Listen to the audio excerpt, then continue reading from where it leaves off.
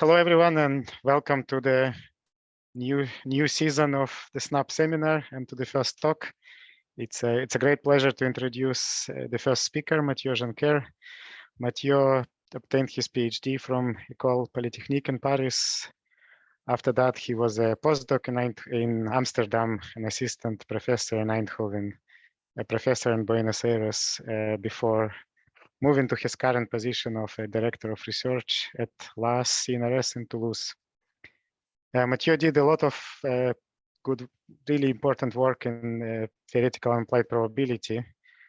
And later and recently, he's been doing very applied work, and where he co-founded 2 startups specializing in machine learning. And I believe his talk today will be on a topic in machine learning. So please, Matthieu, the floor is yours.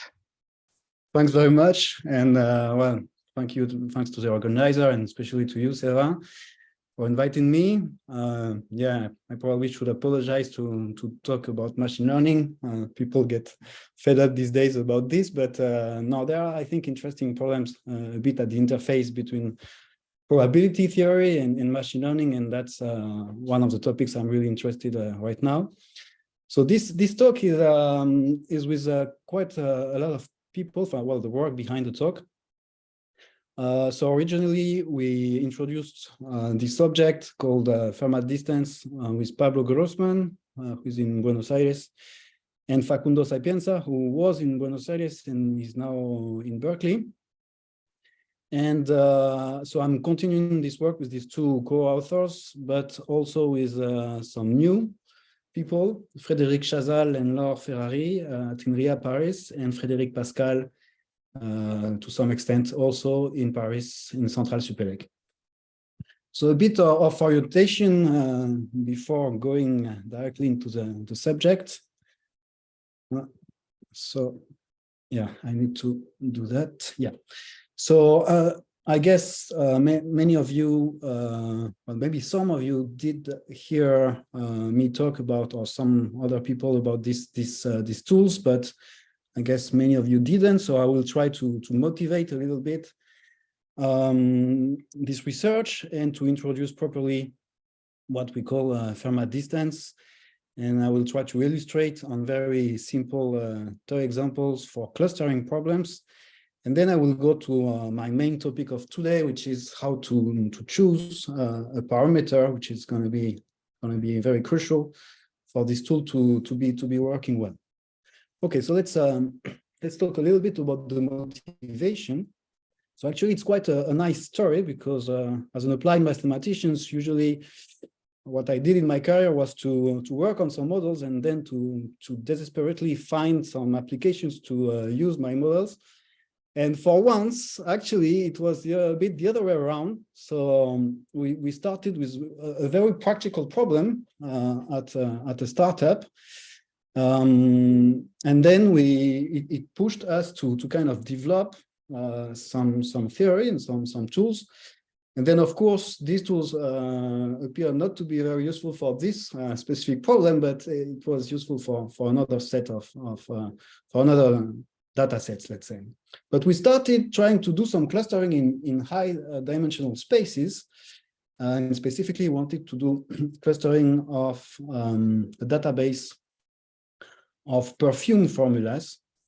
And so there was around 10 to the 6 formulas, but the interesting feature here was that the dimension of each of the formula was, well, the formula were living in a space of intrinsic dimension, which is not known, but the ambient space was of dimension 4000. And well, as probably some of you may know, things becomes quite difficult when the dimension is high for clustering. And the reason behind is that, well, I will tell you in a minute, but well, let's go there directly. The reason behind is that basically the distances in high dimension becomes very concentrated around one value somehow. So each pair of points is somehow at the same distance at any other pair of points. which make clustering, of course, quite difficult. And this is also linked to the fact that there is, if you apply just an ad hoc distance or Euclidean distance or whatever distance you have in mind, distance that doesn't have anything to do with the data you are looking at, well, probably the task will be quite formidable to do a meaningful clustering. And that's basically our starting point. So those bad news kind of pushed us to try to do something to kind of find a distance with which we could work. The good news, of course, is that the intrinsic dimension of the data is in many cases much lower than the ambient space, right? Especially if you work with very structured data like images or so. You might find that your data is living on a manifold, which is, so that's something called a manifold assumption. And this manifold is of dimension much lower than the ambient space. So for means, for instance, if you have an image of a handwritten digit, the real dimension might be between 10 and 13, whereas the real dimension is really, well, the ambient space is really huge, right? So that's a clustering visualization of such databases. So to sum up, in many unsupervised learning tasks, you need really a notion of similarity, a notion of distance between points. This notion is going to be crucial to whatever algorithms you want to employ, but this distance might not be really directly available as an input. And so the efficiency of, well, many tasks that you might consider, dimensionality reduction and clustering might crucially depends on the distance that you will choose, what you will build. And so our point of view was, okay, let's try to infer a meaningful distance directly from the data. So there is, of course, a very delicate game between dimensionality reduction and the choice of the distance, and then the final task you want to achieve. And there's a huge amount of work around this game. So just to quote very, very simple and famous methods, people historically started with a method like SPCA or multidimensional scaling, so optimization methods to try to reduce the dimension, then move on to deeper tools like variational autoencoder or some visualization tools like TSNE or UMAP. But all these methods are not really built on finding a distance.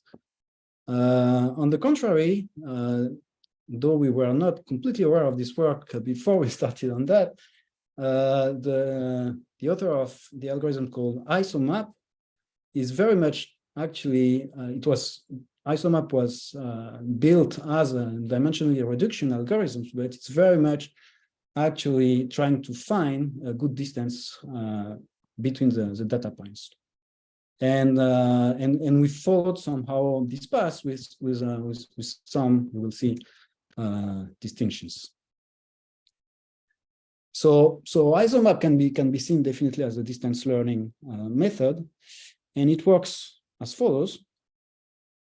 So imagine that you have points in RD, and you construct, what you do is you're going to construct a KNN graph, and then you work on this KNN graph, and to find the distance between Qi and Qj, you're just going to try to find the shortest path in this KNN going from one point to the other through a path connecting points of the graph, right? So it's a very simple algorithms, but it has nice properties, and one of the nice properties that was proven in like 20 years ago was that somehow the distance that you define like that on your graph is close to the geodesic distance if your data is living on a given manifold. Okay. So as I said, we're gonna go in that direction, but here there is one ingredient which is important and which is missing in the way the distance is inferred. And this ingredient is the density of the point. So far, that distance, well, those results were proven for uniformly distributed points on a manifold. But if there is a density, it might be interesting to put the density into the game. And that's a little bit the proposal that we made. So we work with a manifold M, which is a subset of R to the big D, and it has an intrinsic dimension D, small d. Okay. Now we're going to consider points on this manifold with some common density F, and we're going to think that those points are RID with density F. So for the rest of the talk, I will suppose for technical reasons that this density is lower bounded, but probably our results can be extended for more complicated cases. Lower bounded by a strictly positive epsilon, let's say. So the notion of distance we want to infer should take into account the density if, for instance, you're interested in clustering. So here, if you want to cluster, to classify these points X tilde, even in a geodesic distance, it's closer to the cluster purple than the green cluster.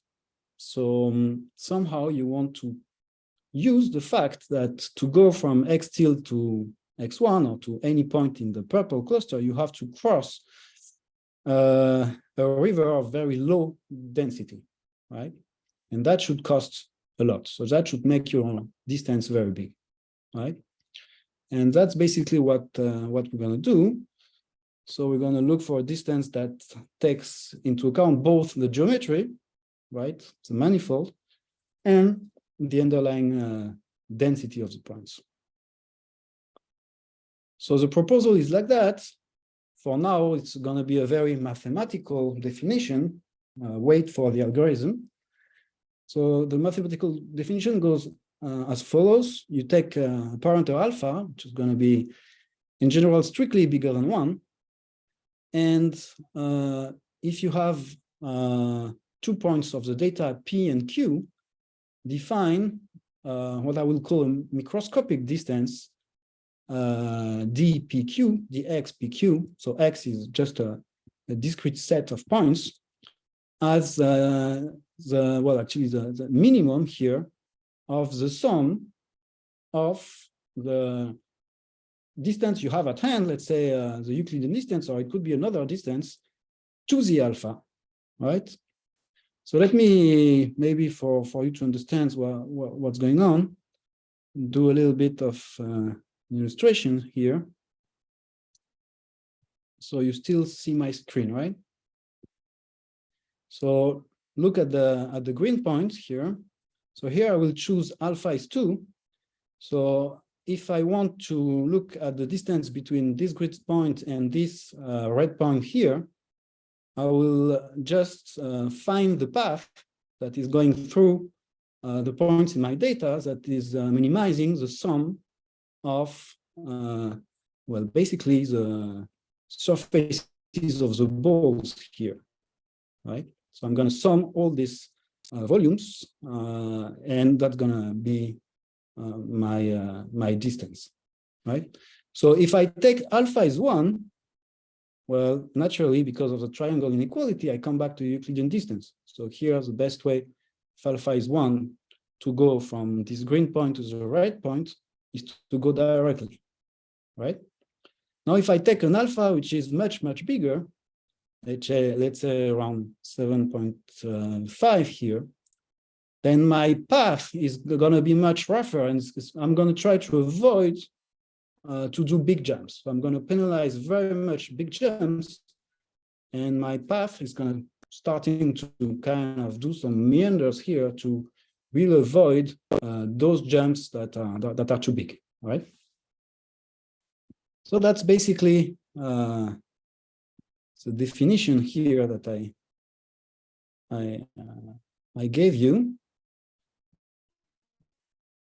So I have a problem here that I cannot come back. It's a bit strange. That's very bizarre. I can just use the mouse to change my slide for some reason. So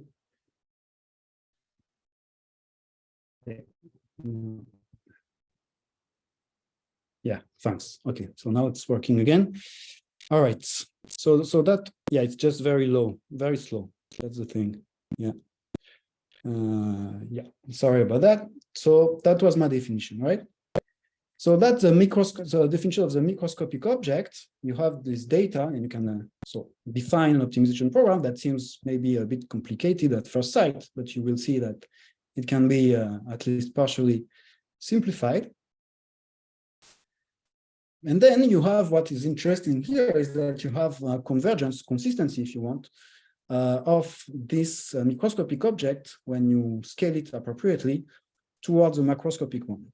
And so that's what we proved a few years ago. So it's actually the paper is in Bernoulli in probably 2 years ago, published 2 years ago. So here mu is a generic constant that depends both on alpha and the intrinsic dimension, d, small d. Beta is just the parameter alpha minus 1 divided by d. And then if I multiply my microscopic distance by n to the beta,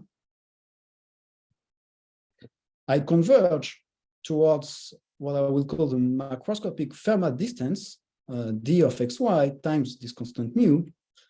And this d of xy, this macroscopic object, is just, well, you are trying to minimize the integral over a path which is on the manifold that you're living in. The density is supported on this manifold, but you minimize a certain index, which is 1 over the density to the beta, right? And that's why we call it the Fermat distance, because it really looks like an optic principle,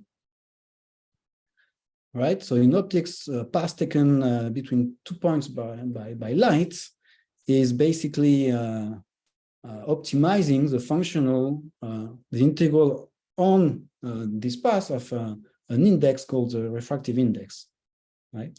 And here it's a little bit the same principle, but somehow the index is given by 1 over the density to some power. So basically the path that you're going to follow are going to naturally avoid, right, crossing rivers of very low density, right? And that's very useful for the tasks that we had in mind. Okay. Yeah, so the principle in optics here, that's a well-known paradox that if you want to save someone that is drawing in the sea, right, you should not run on the beach on a direct line towards this person, but you should try to optimize. But probably it's nothing you're going to do in real time, but if you could, that's what you should do. Right, and this is this picture is somehow a simulation of points where I changed just the intensity of 2 Poisson process here. I have 2 uniform distribution. It's basically the same, and then I'm trying to calculate to compute the path, the optimal path, going from one to the other, and you see those deviations that are given. So the right lines are the macroscopic objects, and the other are kind of deviations around it given by the microscopic object. So of course, the deviations themselves are quite difficult to, well, they're very difficult to completely characterize, and it's a very a well-known and difficult problem in Euclidean first passage percolation. Okay, so if you want me to say a few words about how we prove those things, I can do that later. I will try to focus here on more alpha, which has a very crucial role in finding a good distance, right? So that's basically the second part of my talk. But before I go there, let me tell you how you can try to make this this algorithm work in practice. So of course you don't want to optimize over all set of paths. So what you can do is again construct a K-NN graph and try to optimize over this K-NN graph, but again, so putting the usual distance you have at hand to the alpha, with alpha strictly bigger than 1. And doing so, you're kind of doing a generalization of SNAPP, right? And so what we proved is that, so if K still depends on M, but mildly, so if K is something like log N for log N plus constant, then with high probability, you're gonna the distance you're gonna define is gonna coincide with the distance you are looking for. So that makes, of course, the complexity of these algorithms reduce from n to the cube to n square log n square, which might be still really impossible for machine learners, for the machine learning community. But okay, then you can maybe also do other tricks, like you can divide the space into smaller regions and try to work locally to have landmarks. But you can do tricks that are maybe less mathematically well defined, but that allows you to compute something in reasonable time. So I see that there are some questions maybe, but just a quick clarification. Hi, how are you doing? I understand. Now, the thing is, when you say you construct the K-NN graph, is that instead of computing the distances between all the points, you're just trying to compute for the K nearest neighbors? Well, what's exactly what you're doing there? Yeah, you know, I want to construct the distances between all the points possibly, but I will not consider all the paths possible. So I will first construct a graph, which is a K-NN graph. So I have a distance at hand, let's say local distance that I trust only locally. Okay. Something else. And with this distance that I trust only locally, I construct this K-NN graph. And then once I have this K-NN graph, I look for path on this graph. Okay, and that is simpler. Also, so you cut down the graph in order to explore less path. That's it. Yeah, exactly. And you trust it locally, so it makes sense. Yeah, exactly. Exactly. So the idea behind all this is that the Euclidean distance, say, can be trusted for very small distances, right? But as soon as you consider mesoscopic scale or macroscopic scale, then this distance is just not following the manifold and doesn't tell you anything about the density of points, so it's just useless, right? But locally, it's kind of fine, right?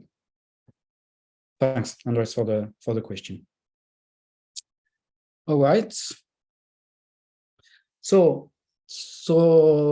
interesting open questions that we didn't answer so far. So if K is independent of N and alpha is 1, well, in the case F uniform, you get isomap. Probably you can well, actually, it's not completely clear, but probably you can extend these results for F more general. Then in K, if K scales like log N, that's our results with alpha strictly bigger than 1. Still, it would be welcome to have a general proof what's happening for K fixed, not depending on N, and generic alpha. And then the very interesting question is, okay, so how to choose alpha and k, well, they are linked and somehow. So imagine k is log n, for instance, so how to choose alpha, right? And as you will see, it's going to be a very, very crucial point for this type of method to work on real data. So before I go there and talk about this work in progress, let me give you a bit of a feeling of what's going on for very simple toy examples and maybe also for a bit less toy data. So clustering. So this is a scikit-learn graph. So it's very nice. This scikit-learn library, you can really put a lot of algorithms at work in a few comments. So here, so far there is no Fermat distance. I will just put Fermat distance in the first algorithm, which is k-means, right? But so far alpha is 1, so the distance that all these algorithms are using is the Euclidean distance. So you see there are plenty of course, clustering algorithms that are based on different logics somehow. So k-means is really based on finding centers of clusters and trying to compare the distance of any point to some centers. Then you have a completely different way of thinking. So dbScan, the third one here, is really based on thinking of clusters or level sets of the density. Then min-shift is really trying to push the points towards some maximum of the density.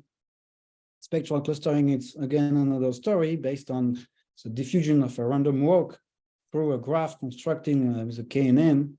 So there are many, many methods.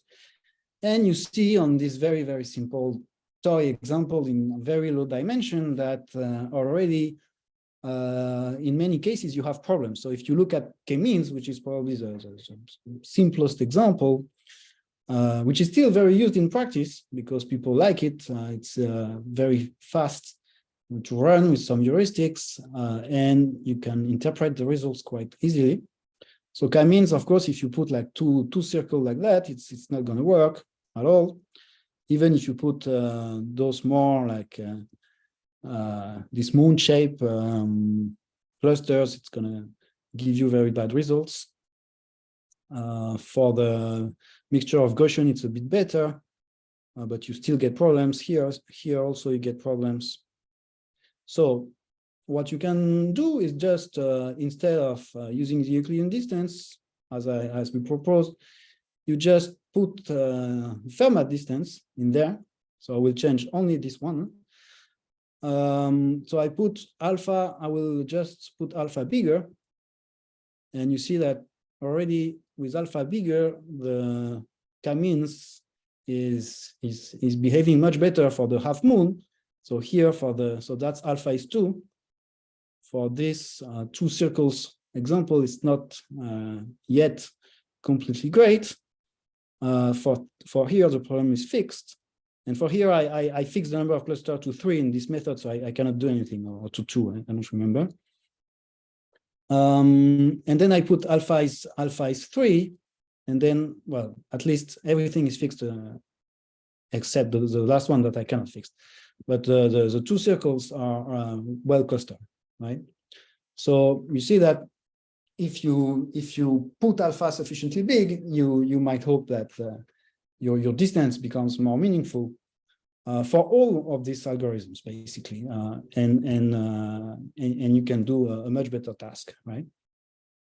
So here, this is another experiment. Just I took some Gaussians here, and I rolled them into what is called a Swiss roll. I don't know, actually, because of the pastry, I guess.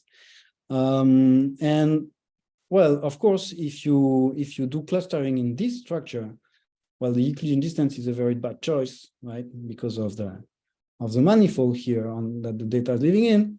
So again, I look at performance measure for the clustering, and if I start at alpha is 1, I get quite mediocre performance, I move alpha, and you see that I will improve very much the performance. But at one point, and that's interesting too, at one point my performance starts to decrease. So here it's not so clear, but at least for the median of the, so here I do many runs, I do just k-means, and it's very simple. But at one point, my performance starts to decrease again. So already you see that there is some kind of trade-off here going on. So alpha should be big, but maybe not too big. Okay. And now this is the same type of picture, but it's much clearer on real, not so real, but kind of real for academic community. So it's minced with just two digits, 3 and 8. They are quite close, so it's a bit difficult sometimes to cluster them. And you see that you just do a k-medoid, so very, very simple methods, just like k-means, but the centers are points from the data. And you compare that to much more complicated, robust EM algorithm. And basically, if alpha is big enough, so here around 5, you get the very good results, even better than this EM robust algorithms. And you stay there for a while, and then the performance decrease again. So for alpha very big, like 8, then your distance is basically rubbish, right? It gives you very bad results. Okay, so why is that? And that was a little bit, so sorry, I was a bit long, but I guess it was important to introduce those concepts. And now I will try to explain, well, how to try to find alpha, and well, at least why alpha should be in a critical window. Before that, just to tell you that after we defined that there were a bunch of people using this for very practical problem. So there is this article for fingerprints of cancer where they compute Fermat distance between genes expressions. So again, it makes a lot of sense to infer a distance from the data itself for such problems where, I mean, there is a priori, it's very difficult to come up with a meaningful ad hoc distances between points. And they study clusters based on that, and they see that if alpha is big enough, around 3 in the case, the clusters start to make sense, which doesn't happen before. There is also very interesting work by, well, actually one of my co-authors and some of his colleagues that are at University of Buenos Aires, and now I think in England, where they use this Fermat distance to get topological aspects of the data. So to find, for instance, when the data has poles or cycles, so topological properties, and they show that Fermat distance can be very helpful in those directions. Okay. So the critical parameter, so this is a work in progress. There are some mathematical difficulties that we didn't overcome yet, but I think we are not so far away. So let me try to explain at least the path that we're taking. So as I told you, there is this general conjecture that there exists a window of critical parameters, right? That for any actually machine learning task is gonna somehow maximize the performance of your task.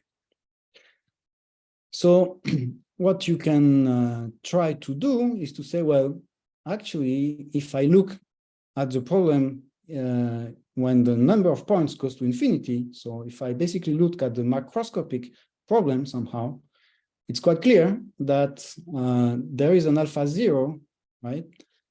Such that if alpha is bigger than this alpha 0, then in the limit, all my points are going to be perfectly classified when it's possible, right? So it's basically this type of, so there are many ways to define a cluster, right? You can define it in terms of centers, or you can define it in terms of internal distance between points. But in any case, you can think that if alpha is big enough, it's going to be too difficult for you to cross the low density region in the limit, right, for the macroscopic object. Okay, so what you can, as a starting point, you can say, well, let's study this macroscopic object and try to see how alpha would depend typically on the geometry, the dimension, and possibly on the differences of density between the clusters, right? So that's, let's say, a first part of this program. Then what you could also say is that if n is fixed, large but fixed, then probably you can see that the microscopic problem is close enough to the macroscopic one, and then this alpha 0 is going to help you. Yes, but you have to look at the variance of your estimator, right? And so here we're going to look at the coefficient of variation, because there is a constant between the microscopic object and the macroscopic one that depends on alpha and on the dimension. So this constant is important, so you have to normalize by this constant. But somehow the idea is that the variance of what I want to do, the coefficient of variation, will depend on alpha, and might actually grow with alpha in a quite uncontrolled manner if alpha is too big, right? So there's going to be a game that you need alpha big enough to, in the limit, so if you have many points, to be able to do good classification, clustering, or whatever. On the other hand, your, let's say, estimator of macroscopic object is going to have a very high variance or very high noise if alpha is too big. And that explains this the presence of this critical window in experiments, right? So the first part of the program is not too difficult to, well, it might be very easy or not too difficult to prove, depending on the assumptions that you take on the data. The second part, however, is still quite difficult for us to manage. We are not that far again, but so far we only have conjectures. So let me tell you a bit about the first part. Okay, so remember that my macroscopic distance is this object, right? So I minimize along the path this index, one of the density to some power. So I can define the notion of feasible macroscopic classification, meaning that, well, it could be defined also without centers, but I think it's a bit clearer if you think of centers. So I can say that given a family of clusters Ci, this problem is macroscopically feasible if I can find some alpha, so that for any point in my cluster, the distance of this point X to the center of this cluster is smaller, strictly smaller than, and there is an epsilon that controls that uniformly, than the distance of this point to any other center, right? So you could also do a similar definition without centers and just comparing the distance of any 2 points in my cluster. That would work. Okay. Yeah, so that's a definition for the macroscopic problem. Then by doing very simple computation in both type of way of seeing the clusters. So imagine I am in a situation where my clusters are convex, right? And the density of points is A1 inside is bigger than A1 inside the cluster and is smaller than A0 outside the cluster, and A1 is strictly bigger than A0. Then, well, for my microscopic problem, I will be able to to have a feasible problem if alpha is strictly bigger, well, it's bigger than some alpha 0 of D, which is, and here, this is kind of informative, right? Because you will see why, actually. So it's 1 plus the dimension, so small d is the interesting dimension I'm working with, right? So the data lives on a d-dimensional manifold, let's say, or in RD, I mean, if you want to have a simpler image, times some constant that really depends on the geometry here, basically on the distances between clusters and the distances inside the clusters. And then there is another constant that has to do with the difficulty in terms of densities, right? Of how you get different densities inside and outside. Okay, so that's nice in the sense that, and you will see why, if alpha scales as the dimension, we're going to be in business, right? Now, if you have less assumptions on the clusters, so typically if you suppose something like the clusters have a finite reach, so it's just a geometrical definition saying that you have some type of regularity, but you're definitely, you could be non-convex, so you have a finite reach, and you still have the same type of assumptions on the density, then actually you might not be able to perfectly classify in the macroscopic problem if you don't have an alpha bigger than something that is of order d square, right? So there is some d square coming here, so now it scales like a polynomial with d, and that might be bad news. So of course there are many assumptions where you could come back to this nice picture, but yeah, then just a question of finding assumptions that are nice for your data.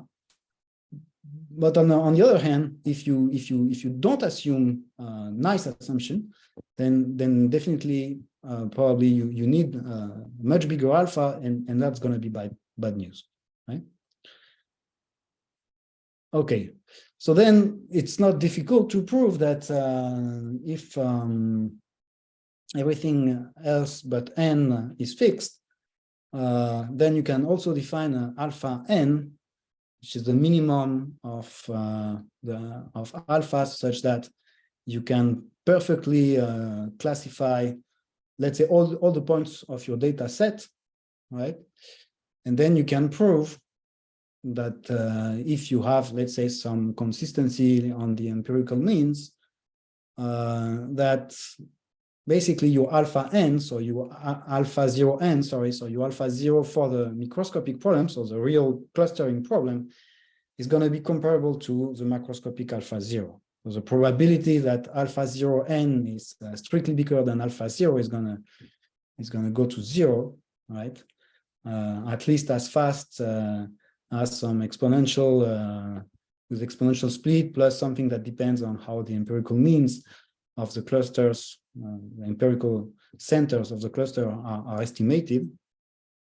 And conversely, if alpha is strictly bigger than alpha 0, then the microscopic clustering problem is not going to be feasible with high probability. So there, for sure, you're going to make some errors in your clustering. Okay, so that explains somehow the principle of the picture of the window, but not all of it. So now let's define this object, which is the coefficient of variation when you have a data set of size n, so you have n points, right? And you look at the variance of your, let's say, microscopic distance, alpha is fixed. And so the square root of the variance divided by the mean of your microscopic object, right? So you understand why I divide by the mean, because if I come back to my consistency theorem, I converge towards a constant that depends on alpha and d, times my macroscopic object. So I have to kind of normalize things so that I speak about the same values when I do clustering, right? That's why I'm looking really at the coefficient of variation. So, well, okay, if dimension is 1, then you can do computations. Huh? Everything is pretty simple, just have spacings. So assume it's just a uniform. I didn't write it actually, but assume f is just uniform on 0, 1, let's say. Then this coefficient of variation for my distance is gonna behave as 1 over square root of n. So of course, this should go to 0 with n, huh? Because I'm converging towards a macroscopic object. I have a kind of law of large numbers. So I must have some convergence towards 0. But then I have some constant that depends on alpha.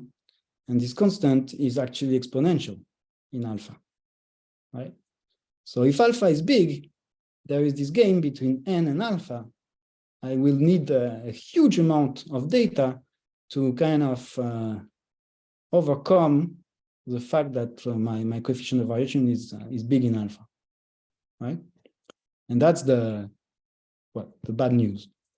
And so what we're trying to do is to prove the same thing for, at least in terms of bounds, so for higher dimension, and we have this conjecture. So I'm not sure we're going to be able to prove exactly this, but maybe bounds. So we are closer to have upper bound. I think we have lower bound. It's more difficult. But so the general conjecture is that this coefficient of variation is 1 over n to some power. So that is known in Euclidean percolation, that this power is very difficult to get, so nobody knows it, and it's linked to, well, to other problems in probability that are notoriously difficult. So I don't have any hope for having an expression of eta, but I have maybe some hope to kind of characterize the constant in terms of alpha and d. And my conjecture here is that you have something like the square root of some factorial in 2 alpha over d. So the parameter that really matters here is not alpha, it's alpha over d divided by factorial of alpha over d. So that would kind of behave as some exponential in alpha over d. And that would tell you, and that's how you loop with the first part of the program, that if alpha scales like d, then you're okay, right? Alpha over d is going to be a constant that's not going to be crazy. If alpha scales like d square, probably things get ugly, and this method has to be maybe revisited. And we have some ideas to revisit it, but yeah. So it's not paradise. It probably works only in cases where the data is basically convex enough. So the clusters are not too, the geometry is not too intricate. All right. So just a few. So I wanted, yeah, I'm pretty much in time. So let me just finish with the few final words. So I think that this distance can be actually used in many tasks, not only clustering. And it would be very interesting to see if we can get interesting results, for instance, for density estimation. Like, so in density estimation, you might say, well, okay, what matters is really the distance very locally. Well, yes and no. I mean, maybe there is also points that are a bit further away that are interesting in the way you define, for instance, the way you estimate your density with kernels. And so it would be very interesting to see if this Fermat distance has something interesting to say in that respect. I don't know. In any case, it can be a lot of fun to try to use those tools in all these algorithms going for dimensional reduction, regression, classification, etc. If you are looking for a prototype, so there is a GitHub here with a new version, actually, a fresh one from last year. and some explanation, so you can use it pretty easily. Here are some papers. So we first went for ICLR paper, workshop paper actually in 2019, and then we have done the math. It took us a bit of time to do the math, and it's published in Bernoulli last year or 2 years ago. And that's it. That's, I think, a nice picture of a high density, which is actually quite difficult to cross for human, but not for data points, and a river of low density going there. Thanks very much. Thank you very much, Matthieu. I hope everyone can join me in virtually thanking you. Thanks very much for a very nice presentation. And I suggest we open the floor for questions. And anyone who wants to ask a question, just feel free to unmute yourself and ask.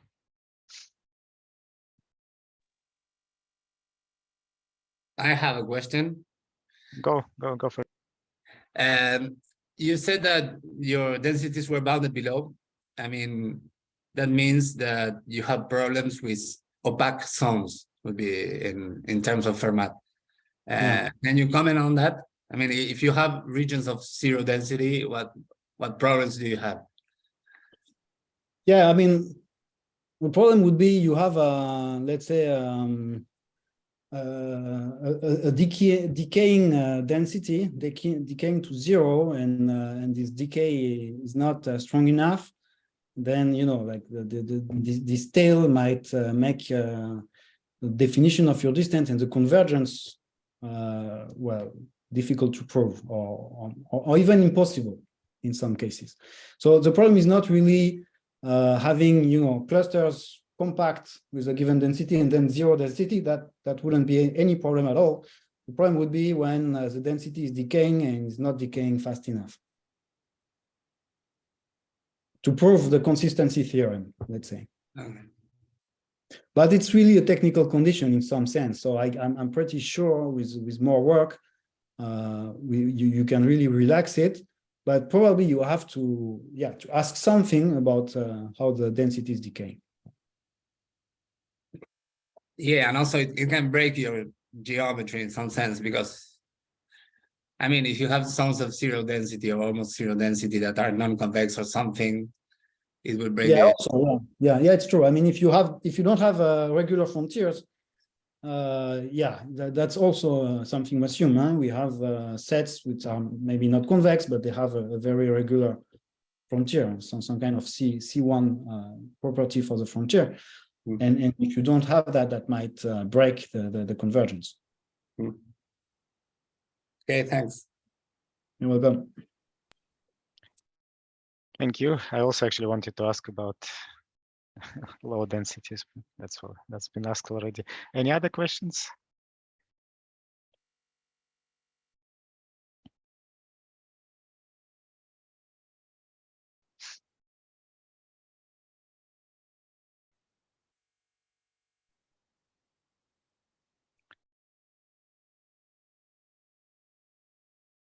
Doesn't look like it. We have a bit of time, and I know you have some slides on proofs in the end that follow the after thanks. I mean, I'm not going to ask you to give us all ideas of proofs, but if there is one or two things that you would really pick up that you wanted to say that these were crucial tools in the proofs. Yeah, no, just that we really use a fantastic paper of of Howard and Newman. So there are two papers that are really nice. So these guys look at first passage percolation in with Poisson process in RD, and well, they did really a very nice work with beautiful proofs, and we really built on their proof. So what their proof is what they call a shape theorem. So they take a Poisson process, they look at the same distance as we define, but from 0 to some point q, they divide by the Euclidean distance of q, and they prove that this is converging to well, this constant mu that appears also. So here, in their work, there's no notion of density, but somehow we use what they have done, and we generalize it to the case where the points are non-uniformly distributed, let's say. All right. Okay. So, but we really, I mean, the credit should go to their work first, and then, well, then okay, there are some technicalities. So what I can say. So yeah, you do some coupling. You cut. Well, yeah, there is work. I mean, it's not immediate, of course. Of course. But basically, the hard work they have done already. And one thing that is interesting, actually, and quite non-trivial to prove, though it seems very simple at first sight, is that the length of the path, which is optimal, is finite, almost surely. And that's quite difficult. I mean, because somehow you might do some meanders here. You're not sure the length in the end for all alpha is going to be finite. It's the case, but it took us quite some amount of efforts to go there. And maybe a last comment, just also to give credit to other people. So like before us, there was some very beautiful work that we didn't know of that proved not exactly this, but something very close, with completely different techniques, not really building on first-pass statistical percolations, but with different approach, let's say. And but somehow their results are very, very related to ours. So Alfred Hero and Damelin and Wang, and this is also a very, very nice set of results that should be emphasized. Thank you. Thanks very much. Let's see if maybe there is another question.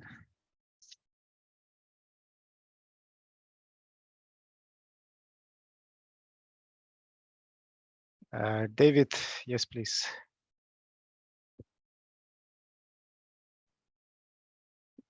So I guess, like, how does the low dimensional or the kind of hidden structure you're looking for here, would it relate to like a notion of like rank? Hi, Dave. Long time. Hey, it's good to see you. It's been a long time. Yeah, a lot of years. Rank? You mean rank like in linear algebra? Like low rank structure. Yeah. Yeah, it's a good question.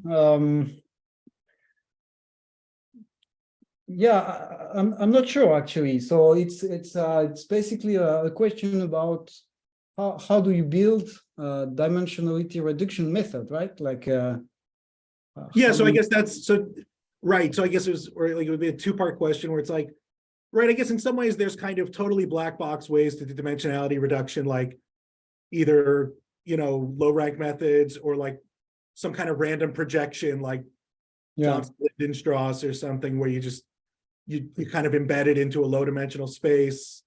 Yeah, I was having trouble kind of mentally thinking on how the methods you're using would relate to those concepts. Yeah, so I guess it's a bit the inverse way around. So here we kind of, our starting point is, okay, probably there is a manifold which is really like lower dimensional. Might not be something simple, might not be actually too difficult to learn. So let's not try to learn it. It's too difficult. But instead of trying to, do some bit vague dimensional reduction techniques, which might be actually very, very efficient in some cases, but in most cases it's very noisy and you lose a lot of information. Let's try to just look at the distance. So instead of doing manifold learning, let's try to forget about that and just infer the distance when you think later of tasks that are built only using this distance, right? And so maybe the good thing to learn for some tasks, not for everything, is just the distance. So for instance, I know that there are some people that are doing some very interesting work in clustering that say that the only thing that you really need to care about is a notion of local dimensionality. So locally, how the points kind of behave in terms of how can you approximate, let's say, with a local manifold or local structure points, and then if this local dimension is going to change through the space. So that's a way to attack those type of problems. Our is completely different. In a sense, we don't care about that, though we could estimate the local dimension with Fermat, but we don't really care about that. We are just caring about trying to infer distances, and then we hope that those distances are sufficient to the machine learning task. But this game is complicated, probably. Sure. Cool. Okay, thank you. Thank you, David. Thank you, Matthieu. Again, I suggest we stop here because it's 12:30 now. So let's thank Matthieu again, and I hope to see everyone at the next seminar. Thank you. Thanks a lot. Thanks. Bye, Thank you. everyone.